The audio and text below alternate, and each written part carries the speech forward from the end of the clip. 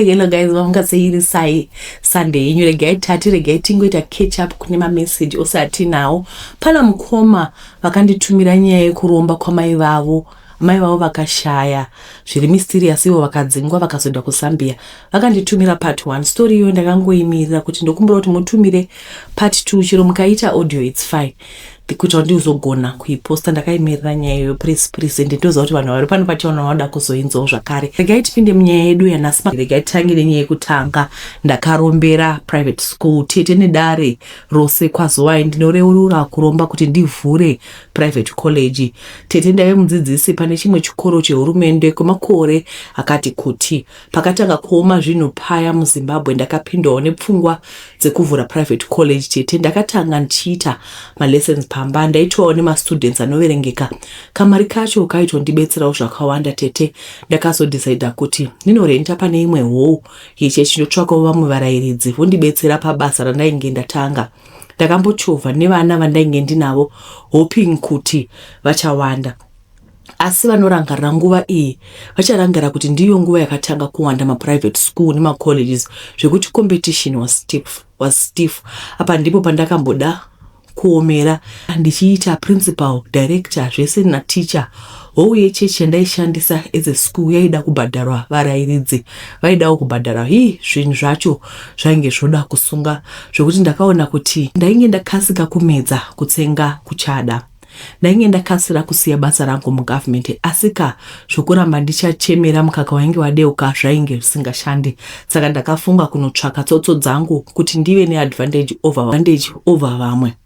Zvangu zviendere mberi. Ndakaenda kuZambia ndikanotsvaka mushonga wekuti chose chandinobata chiendeke ndiitewo mari nekuwana chiremerera mukati menzvimbo yandinogara. Zvadaro Tete ndakapiwa tsotso dzandaida vakanditi zvose zvandaida ndaizozviwana, asi ndaizotanga kuita payback chikwereti changu chekuti ndiite mari nepfuma after 5 years.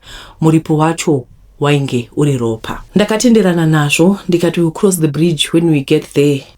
Nekwandaizowana ropa racho ndainge ndisina idea, kwaingwa kubvuma kuri immediate, asi ndisina kana plan yekuti ropa racho ndaizoshandisa rani uye randinenge ndichiwana kupi. Ndakadzokera kumusha kuZimbabwe ndikaita zvandainge ndanzi ndiite. Tete enrollment yakatanga kuwedzera pachikoro zvokuti pasina nguva ngani hou yataishandisa yainge isachakwani vana vainge vouya kuzodzidza, and approach yangu yange yakasiyana from mainstream zvikoro zvekugera musoro vana vainge vasingadi.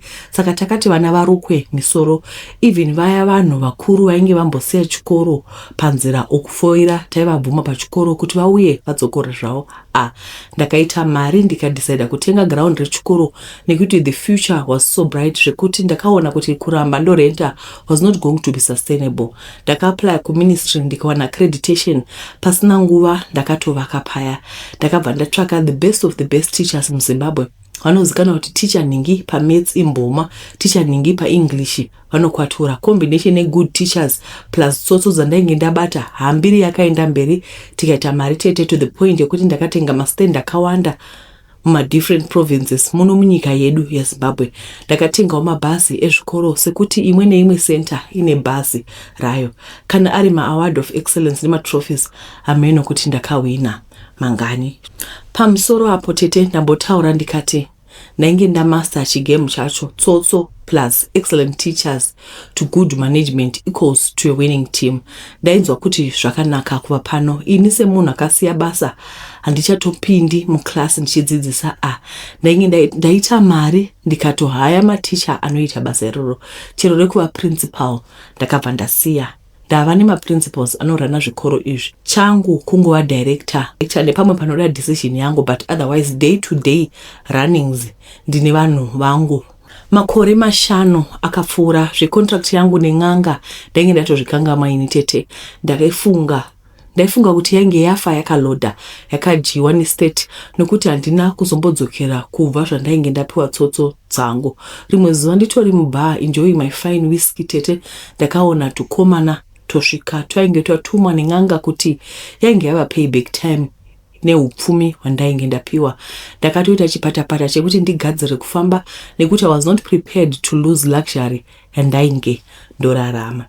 Ndaenda kumaholiday tete, ndakaenda all 4 corners of the earth, Africa, Europe, Asia, macontinent akawanda ndakawasvika. Madesigner clothes tete hatichatauri. Vana vangu vaidzidza kumauniversity kuEurope.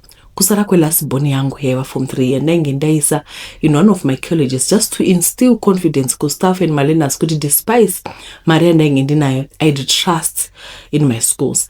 Ndakasvika kuZambia, sekuru vakati vainge yava payback time, yainge yasvika nguva yeblood sacrifice. Ndakadzongera musoro kushaya kuti ndo sacrifice ani. The day yokuraya munhu yaindirovesa nehana. Ndakazokurumidza kuziva tete kana wakaromba tete uchiita mari yakareba, the thought of kudona wozovarombe terrifies you.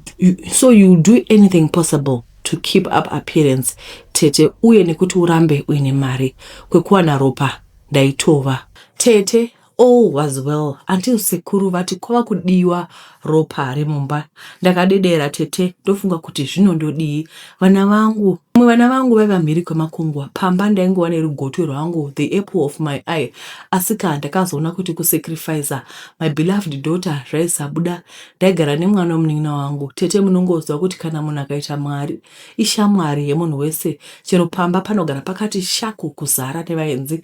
Ndakafunga kuti ndaichengeta mwana womunin'ina wangu wandaigara naye, ndiye wandaizotorera masanitary towels ake ndoita sacrifice. Handiti aiva ropa, pachishona anenge ari mwana wangu, saka nomutsauko ndaizorova nyawa ndonosecha bhegi rake. Tariro aisanetsa kuona kana nguva yake yasvika. Aita mamwe mamudze kuti unoshaya kuti zvabvepi. Ndiwo maziviro andaita kuti chakakala these days. Besides that, she was a bubbly child. Ndakangoti achisvika achiisa secho pasi, ndakabva ndamutuma kutown zvekuti haana kumbowana nguva yekubvisa maused sanitary pads ake mubhegi. Tete, kana tazogara kuromba nekuda mari zvakanyanya kunokuita kuti uite yese. Imagine me, a father and a director of group of schools, kunovhura bhegi remwana kuti nditsvake mapads. As I had predicted, maitwa nepad freshly used. Ndakavhomura pad riya tete, ndikatoronga emergency trip kuti ndinorisiya inini. Tariro akasara kudzoka, ndava kutoda kubuda, ndikati ndaizomuona ndadzoka. Ndakaoneka adzimai vangu uye Tariro nemwana wangu ndikarova road. Adzimai vangu vakatoshamska kuti ndaienda ndiri one say ndichisiya driver, zvaingoda kuti ndizviite chop. Ndaienda high level meeting, ndaida kuzovhura chimwe chikoro, saka for now ndaida kuti ive secret, ndisazogarirwa nevavengi. Mberi adzimai vakanzwisisa tete, ndikasimuka ndikarova road. Ndakasvika sekuru vakandimirira, vakati kusangana kwedu nhasi was going to be very special. Pedra Tariro harina kuiswa panosiswa mamwe, rakanzi paizoitwa ceremony yacho kuzvimanheru. Takagara paya ndikazopinzwa mumba mananga ndisati ndambopinda kubva zvandakatanga kudhilana sekuru ava. Maive nemapictures evanhu vakasiyana-siyana, kozotiwo mabhonzo, madehena, makanda enyoka, hari type netype, dzimwe dzaive dzakakwidibirwa tete. Maive nemacandles, different sizes and shapes. Tete akatenderedzwa achiita chiround so. Sekuru vakapinda mudenderedzwa remakendo aya, vakaisa pad riya pakati. Vakatanga kutaura maincarnation avo, vachitaura chirudzi chandisinganzwi. Handifungi chirudzi ichi ndiche pano panyika. Sekuru vakaita kukwakuka zvakandityisa ini. Vakati chii chandainge ndaita ichi. Vachikwakuka kudaro tete, makendoro akabva adzima. Sekuru vakazama kumabatidza kuti vapedze process iyi, asi zvakaramba. Vakachema vakanditarisa, vakanditi ndinoda kuvaurayisa. Ropa randainge ndauya naro ndere royalty, rakadiwa nedenga. She was untouchable. Takabuda murumu sekuru vakagumbuka, vakati ndaiva ndava betrayer. Ndikapotsa ndavaurayisa and I was going to pay. Why ndainge ndisina kutevedzera zvavainge vataura kuzadzisa blood covenant yedu. Vakati upfumi nembiri vainge vandipa, yet ndakatadza kuita one simple task for him. Vaida ropa remumba chairo, kwete cousin, niece or nephew. Sekuru tete was visibly angry. Vakangoti I was going to be punished for trying to trick him. Sekuru havana zvavakazombotaura zvinoenda mberi, waitoona woga kuti kwasimuka mhepo yanyamafufu. Ndakadzokera hangu kumba, asi hana yangu yainge yorova kuti DDD. Ndaingonzwa mbiri kurukutika kuti asenge ndichanzwa bad news. Ndichingopinda zemside tete phone yangu yakabva yatanga kupinda message. Alert missed calls ainge 35 kubva kumudzimai wangu. Ndakamufonera phone yaisadairwa ndikabva ndawedzera kuva worried. Tete chiko chaitika, ndakazofona land yekumba ikadairwa nahelper akati ndiyega aiva pamba. Trish ainge asiri kunzwa zvakanaka saka ainge amhanyiswa kuchipatara. Ndakamubvunza Trish kuti asiyane nemama yangu chiona manje nhasi akuvara nenyongo. Ndakatsika mafuta kuti ndikasire kusvika. Tete ndakazokwanisa kubata adzimai vangu vakati mwana ainge arwara. Vakandiudza hospital yavainge vari ndikati ndaizosvikako. Sezvo yaive private ndaiziva kuti vaizondibvumidza kupinda nekuti yainge iri private. Ndakatosvika pachipatara patova nehama dzangu. Tariro aivepewo namainini nanatsano nevanun'una vangu. Hanzi Gulezi vakatiudza shoko saka tauya kuzobata navo. Tete ndakasvika mwana wangu akabairirwa zvitambo zvemushina yakasiyana-siyana atori paoxygen. Hanzi angoti chifuva akatadza kufema. Ndakasvika paya ndikawana mwana akarara mutori nehama. Trish wangu tete ndakati ndichisvika akasvinura maziso akati teti akabva avhara maziso ake. Tete chimwe chine hanzi heart monitor chakangotanga kubhipa non-stop. Mukoti akamhanya achichitarisa kwava kutodzima maplug nekubvisa tumachubu nematambo aiva akaiswa pamberi wake. Ndakadetembedza nesi kuti azame nepese paaigona napo kudzosa Trish. Akanditi mwana ainge afema kwekupedzisira. Tete, my world was shattered instantly. I knew chainge chauraya mwana wangu. I was responsible for rufu rwemwana wangu. Kuda mari kwangu ndiko kwainge kwaita ndiluzo apple of my eye. Sekuru vainge vatora sacrifice iyi. Ndaiziva kuti vainge vabaya mwana pagirazi nokuti girazi racho ndaimbenge ndariona. Tete sekuru vaida kunyatsomeka kushuwa kuti rufu rwaTrish rwaizondirwadza. Kumirira kuti ndisvike kuti ndione vachitora upenyu hwemwana wangu. My only daughter Tariro was crying uncontrollably. Vaiva close nekazeni yake asi anonamata Mwari akasimba. Send-off yaTrish was befitting of the discipline. Vakauya business community nevemunharaunda kuzochema neni. Tete mwana wangu akavigwa hake asi I feel kuti I let her down. Ndini ndakamuraisa nekuda mari kwangu kuri excessive. She paid for my sins. Since her death mumba hamuchina mufaro. Tariro akatorwa nevabereki vake because since kufa kwaTrish she was not coping even kuchikoro. Magrades ake ainge adzikira. Tete ndiri kuzvituka nekuzvishora nezvandakaita izvi. It's like ndiri walking skeleton. Ndapera ndichifamba ini. Kana vari samai vaTrish ungati vava kupenga. Unoona vachitaura vega nekungoita zvavaiita nemwanasikana wavo achiri mupenyu. Vanowacha mauniform ake nekumisira lunchbox. Holiday vanotenga ticket rake nekubhuka room yake. It's like vanobelieve kuti Trish achatsoka. Tete ndakabata matope pasina mvura. Dzimwe hama dzangu dzinoramba kutaura neni kwanze tikakusekerera unotipedza. Tete handichaziva zvokuita ini. Ndiri kungodemba kuti ndakaitei. Mari yacho haichisina meaning. Zvakaoma. Mangozvinzwira moga kuti vakabata mushonga vachida kuti college yavo isumukwe. Hanzi tsotso plus skill rekumaneja plus maticha vanga vane strategy yavo, but unfortunately strategy yavo yakavarasisa. NeFriday ndaitaura namukoma wangu vakanditi vanhu vose maconfession amunouya pano, the only solution it's Jesus. Hanzi Jesus is the answer for the world today. Ndozvavakanditaura ndikati ndinobvumirana nemi. Guys, whatever solution, whatever problems that you face, Jesus is the answer. Manzo here kuti kwai strategy yekuita maticha akanaka. Nditi strategy yemanagement. Uona kuti vanhu vari around me vari kuita sei vari kugeresa vana musoro. Saka isusu ngatisageresa vana musoro. What else? Let's have a beautiful uniform. Ngative neservice, ngative nemabhazi. After that, instead of kuisa tsotso, woisa Jesu. Wake up and pray and work very hard. I'm telling you, hapana chisingabudiriri. In the end, zvinobudirira. Tarisai mone zvino vakuchichema because mwana hapachina. Alright, regai tipinde munyaya inotevera. Akasimbere tete nyaya yemukadzi wekunoita boyfriend yandifungidza nyaya yandakamboita kune munhu wandinodisisa ari pedyo nemwoyo wangu. Tete ndakakura ndichirerwa nasekuru vangu, hanzvadzi yamai vangu, mushure mekunge vabereki vangu vaita tsaona pamugwagwa vakafira passport. Tete hama dzekwababa vangu dzaindikandidzana sebhora kusvika sekuru vangu vaona kuti magariro angu aisava healthy vakabva vanditora ndikagara navo. Sekuru vaishandira kambani imwe yaiita nezvenhare mazuva iwayo, uye kambani yakavakira vashandi dzimba. Kambani yaingovaka 2 rooms netoilet. Kambani yaingovaka 2 rooms ine toilet. Kana uda kuwedzera zvinenge zvava kwauri. Tete ndakakura stable life handidi kunyepa. I remember sekuru vakazorora ndava netennis. Pamba paitoonekwa kuti pari kugara munhukadzi painge poonekerawo. Tete mbuya vangu was a lovely soul. Hapana musi wandaisarudzwa.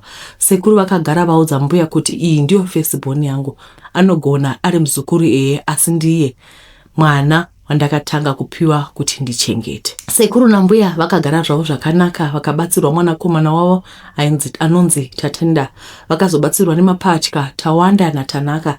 Sekuru nambuya vakazowirirana kuti vawedzere imba yavo sezvo tainge tava vanhu vatanhatu mumakamuri maviri. Tainge takatsikirirana semakonzo. Ingi ndaichizenge ndava form 1 ipapo. Tete imba yakatanga kuwedzerwa. Zvisinei ndipo pakapinda macellular phone mazuva iwayo. Kambani yaita zverunare ikadona zvekuti vanhu vazhinji vakaburutswa mabasa. Unfortunately sekuru baba Tatenda vakamiswawo basa vakapiwa package, asi package iyi haina kukwanisa kupedza imba nekuti paive nevana vaenda kuchikoro. Mbuya vakazofunga zvekusenga mabhegi voendawo kunotengesa sezvaita vamwe vakadzi kuSouth Africa. Mbuya vaisenga madhoiri, masitikafa, mamwe ainzi adenga, doi, nyemba, mfushwa nezvimwe zvainzi zvaifamba kuSouth Africa. Mbuya vaitoita mwedzi yakati kuti variko kuSouth Africa vachitengesa. Kana vodzoka vaidzoka vakagokuchira ndati. Padiki imba yakapera mbichana. Tete ikasimuka ikamira. Mbuya havana kumira kutakura mabhegi. Ndinorangarira furniture zhinji iri mumba yakabva iri pamusoro pebhasi. Imba ikatosara kuti shako. Taigozivei kuti mbuya vane secret hombe yavakachengeta. Mbuya vakaenda kubasa as usual. Vaiva nesystem yekuti kana vaenda kubasa vaisiya vaita thorough cleaning, angava machira, maketeni, makapeti, kuitira kuti basa risazowandira vanosara. Asi Tete I guess chimwe nechimwe chinhu chine nguva yacho. Mbuya vangu pautsanana chete vaizikanwa kuti vaiva number 1. Saka tainge tava kubuda muwinter tava kupinda musama, mbuya vainge vasara nemavhiki maviri kuti vadzoke. Sekuru vakati tibatira nekafpeti yataitsika nebhutsu yainge yava netsvina plus dust. Nokudaro mudzimai wavo mai Tatenda vaifanira kuwana zvinhu zvese zvakarongeka. Taizoisa hosepipe tokweshera paveranda. Tete kunosumudza carpet so ndipo patakasangana neshoko yeupenyu. Pasi pekapeti painge pane mafotos vaine umwe murume aiva akatoiswa mukaplastic kumachengetedza. Tete mbuya mai Tatenda vaiva vakatoroorwa kuSouth Africa nemumwe murume vakatopfeka matraditional attire ekoko. Tete sekuru ndakaona kuti vabatikana vakatora mafotos aya vachiona 1 vachiereza musodzi. Zviya zvekuti murume hachemi ine madziya. Ndakaona sekuti sekuru vakabaikana pakadzikadzika. Mbuya vakasvika. Tete takazongona hama dzosvika. Sekuru vakadana dare kwava kuburitsa mafoto aya. Sekuru vakaratidza dare mafoto aya. Mbuya vakaratidza kushamisika asi havana kumboramba zvaiva mberi kwavo. Hongu kana vari kuSouth Africa vanogara nemwe murume uye vanga vakaitirwa chivanhu chose. Vainge vapiwa mari yavo yerora, ndiyo imwe yainge yapedzisa imba yasekuru. Vakapiwa mari yavo yerora vachiti vanhu havana mapassport, saka vaizosvitsa kune vakakodzera. Tete confession iyi yakaita kuti mumba munyararwe kuti zii hapana akataura. Hanzvadzi dzambuya dzakazobvunza kuti ko waizviitirei? Akati maida ndidii. After murume wavo basa rapera ainge orarama nema-odd jobs. Mari yaisakwana, vanhu vaida kudya nekupfeka, saka vaisupplementa mari yavo turi kugara nemwe murume aivapa mari yavaisefa vachivaka kumusha. Kana tazogara drama chairo. Mbuya vakazotaura kuti chero kukaendwa kuMataredzi Mosva vari entitled kuhafu yeimba asi havasi kuzodaro zvavo. Imba vachasiyira vana vavo. Sekuru vangu vakapiwa gupuro in front of hama dzemukadzi nehama dzavo. Mbuya maita atenda vakaenda kumurume wavo kuSouth Africa. Vaiti pavo vainge vapedza. Asi ndakagara ndinozvibvunza kuti mbuya vakazopanduka rini? Munhu ainge very sweet kudaro. Imari here yakavapandutsa ovanga vagara vakadaro? Time reveals all. I understand kuti sekuru vaizenge vasina formal job asi vaingwafangwafa kuti vana vawane zvekudya nezvekupfeka. Where did the marriage go wrong? Inga kune cross border vari faithful one. Sekuru havana kuzomboita makore maviri vakaita stroke vachibva vashayika tete. I think vakatadza kuzvigamuchira. Vakashaya kavapa counseling yakakwana. I do not hate mbuya vangu. Vakaplay a big role in my life. Asi, I feel like she contributed to early death ya sekuru vangu. I do not like her either. Ndinema mixed emotions tete. Now I am a fully qualified doctor. Sekuru vangu vakafa ndisina kumbovaitira madana. I'm helping hangu nema university fees dzana kule vangu na mainini vangu vakasara. Mbuya is happy kwavari nemurume wavo mujoni. Is there a thing called karma naitete? Rest in peace sekuru, I'll always love you. Makandida pandakaraswa nehama dzababa vangu. Hama dzedza hindikandidzana hadzichabvi muinbox mangu kutsvaka mari. Okay, I wish dai vari vapenyu daimbova spoiler. Don't worry about vana venyu, vanofara, they miss you though. Mucharangarira makore madhoiri kuti vana mama vaenda kumadhoiri. Hatiziyo kuti imimi vaenda kumadhoiri vari kuona channel ino. Imbotudza kuti madhoiri enyanyazofamba sei. Maita zvemadhoiri zvemashuwa rikati pane zvimwe zvamaita. Zvakaoma isu hatijaji. Do we listen, we don't judge. Ndiyo nyaya iripo iyi. Zvakaoma chokwadi.